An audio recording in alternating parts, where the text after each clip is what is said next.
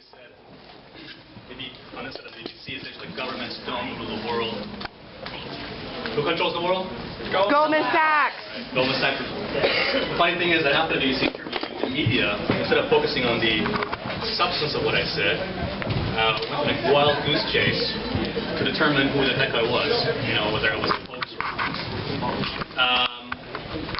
The interesting thing is that since the interview on the BBC with Martin Croxall, people have seen the truth of really what I said is coming out, which is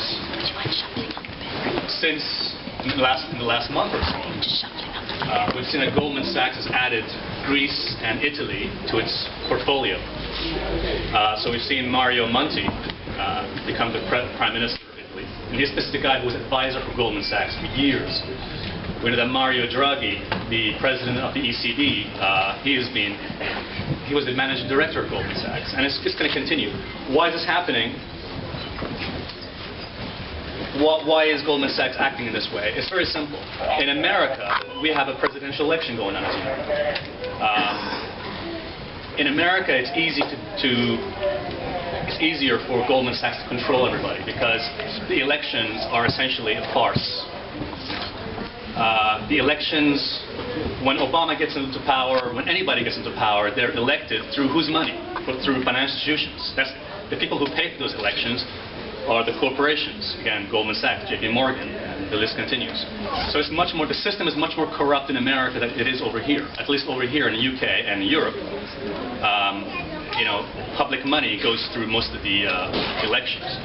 But you see, that's the thing. The only way Goldman Sachs can dominate Europe is by restricting our freedoms and taking control of our governments, as they're doing in Greece and Italy. And the way I see it, this is why I said on the TV recently as well, I said that it doesn't matter who you vote for, left and right, conservative or Labour, Democrat or Republican. At the end of the day, whoever you vote for is going to answer to the same master, all right? Corporations, Goldman Sachs, JP Morgan. So I would say to anybody out there, those media groups out there who want to portray these protests as anti-capitalists, I'm sure there are some anti-capitalists out there, but I think we should be careful about branding people, because this is not about capitalism, it's not about socialism, it's not about left and right. Let's put it this way. Capitalism only exists if there's fair competition. Right? Where's the fair competition? There's no capitalism. I support capitalism, by the way. I'm not against it. But the thing is, there is no fair competition. Just a second. There is no fair competition when you have cartels ruling everything. Okay? This is more like corporatism or cartelism than capitalism. Just to give an example. The small guys out there, the small shops, I'm talking about mom and pop shops out there, they don't stand a chance when a Tesco's opens up just across the road. So what do people do? They go to Tesco's. They don't go to the small shops.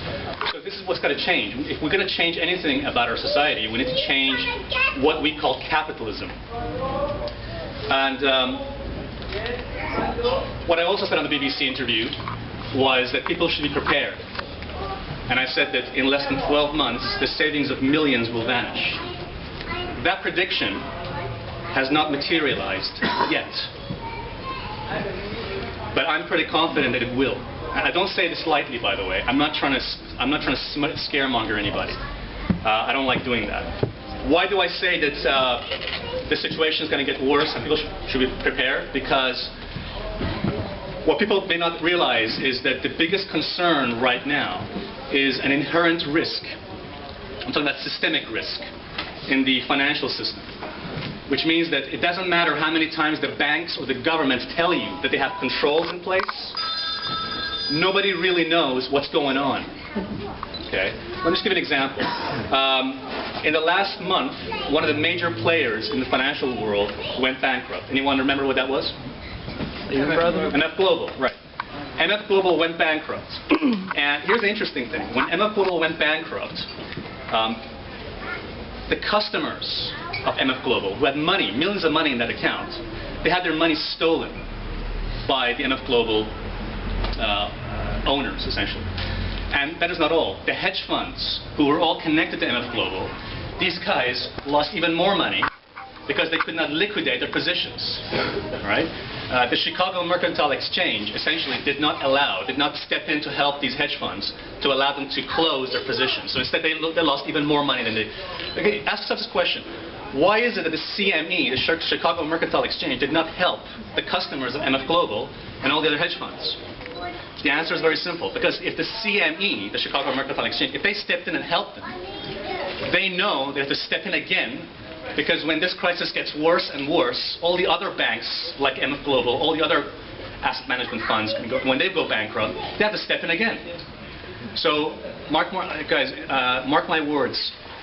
MF Global's bankruptcy is just tip of the iceberg. This is just the beginning signs of what we're going to see here when, I was saying this outside, I'm going to say it again. American banks and hedge funds are exposed to European junk debt. And when this crisis in Europe unravels, and when we see not just Greece and Italy, but Spain and all the other countries essentially defaulting and they can't survive, when essentially we're going to bail all these guys out, we can't bail them all out, you're going to see that America, China, and all these other countries will be deeply involved in this crisis, much worse than it is right now. And I think we're going to see this happening, if not in December, January 2012. All right. And lastly, I just want to say this. Today is a Saturday, and I know that a lot of folks tonight are going to be sitting home watching X Factor. I would say this. See, this is the problem we have in this society. If you want to change society, you can't do it when the average person is sitting home watching X Factor and Dead Enders. All right? If you're watching Dead Enders or EastEnders or whatever it is every single night, and then you complain about how our society sucks and I don't have any money, well, guess what? Get out here and help these people. You know, support these people. You know, these protests are not about anti-capitalism or socialism. It's about our democracy. Again, the fact that we don't have a true democracy. It's a theater show. It's all a theater show so that we can say, oh yeah, here we go, we vote for Mr. Obama, Mr. Cameron, but really they're just answering to Goldman Sachs. So what I'm saying is, look, instead of vegging out every single night and watching those crappy TV shows, get out here and help these guys, help you out. All right? And I'll say this as well. My prediction is that in the next 12 months as well, we're going to see protests and riots, not just in London, not just in Wall Street, but every major city in the world, including Berlin, including every other country. Why? Because when people get pissed off, when they see their savings and their money vanish in front of their eyes, they're going to see the true scale of this crisis. And that's when they're going to realize they should have supported you instead of sitting home and watching those shows. But I also want to say this too before I finish. We've got to be realistic about how much we can achieve with these protests. Okay? We've got to be realistic. I don't believe we can change Wall Street by these protests, and I'll say to you why. The only thing you can change by these protests is by stopping this greedy culture of bonuses for the banks. The BBC called me up, called me up the other day and asked my opinion. I'm going to say this again.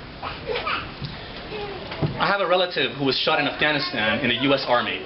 One of my relatives was shot in the U.S. Army in Afghanistan. He came home with a wound in his leg. Didn't get a bonus. All right? There are nurses and doctors putting their lives at risk every single day. They don't get a bonus. Yet the banks who caused this crisis, and they're profiting from it, they think they deserve a bonus. But people, I noticed that my name has been put as a banker in the... Okay. I don't pay myself a bonus. I trade my own money, my own capital. Okay? I don't trade other people's money. I don't pay myself a bonus. Right? I trade to sustain my own living.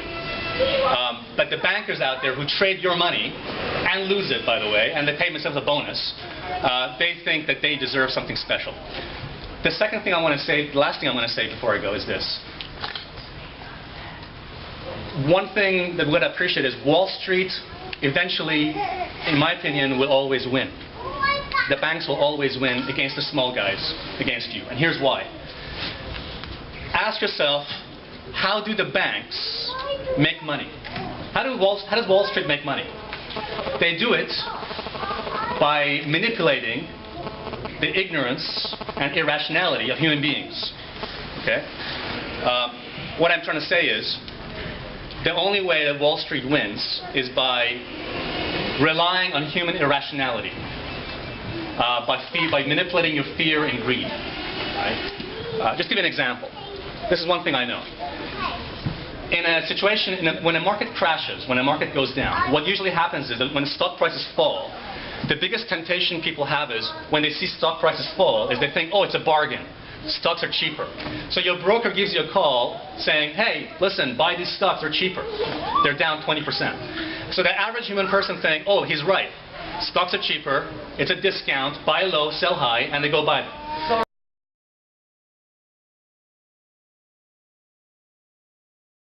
Drop. 2 months later, you see your money is basically gone down even more. Your profits, you don't have any profits, you've lost more money. Your broker gives you a call and says, hey, look, that stock you just bought 2 months ago, it's down another 20%. It's even cheaper. Go buy some more. So you go buy some more because you think it makes sense. Stocks are cheaper. Buy low, sell high. What they don't tell you is that those stocks can go all the way to zero. All right? Just as we saw in 2008, one of the major and one of the best financial institutions in the world, Lehman Brothers, went bankrupt. Nobody thought that Lehman Brothers was going to go bankrupt. But instead, as we saw, people were buying their stocks cheaper and cheaper until all the way it went to zero.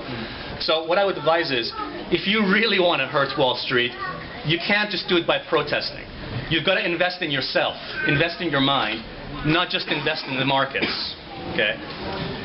As I mentioned before, Wall Street makes money by human ignorance of the financial markets and by human irrationality. You want to hurt them? Read and educate yourself about how the financial markets work. Because when you wise up, they know they cannot manipulate you. Thank you. I'd like to... Woo! Thank you.